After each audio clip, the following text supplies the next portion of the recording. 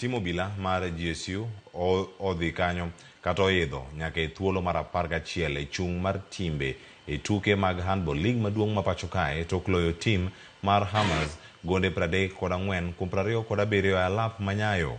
GSU nobedo gi tugo makare bang' loyo Hammers gonde 18 kuom 13 kapok jotugo odhi e yueyo. Hammers mane oidho league maduong' season ni nomanyo thuolo mano mar duogo e tugo bang' jatugo nowuok e yueyo. Kata kamano GSU notieko gi loch e league mar Wakeini. Tim mar NYS noloyo tim mano mar KBL gonde 29 kuom 26 ka Mountain Queens biro tugo gi tim mar Bungoma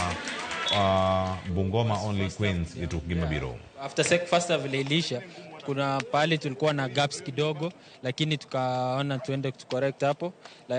Kitu tu imetukost ni mwisho hapo kidogo, some mistakes tu kidogo, lakini all in all tumefanya kazi poa. Ukiangalia that hii ni season yetu ya kwanza kwa league. It was a lot difficult. It was difficult, but there were some mistakes that were made by the referee that cost us the game. That cost us. That is why it became difficult for us, but we managed to win. So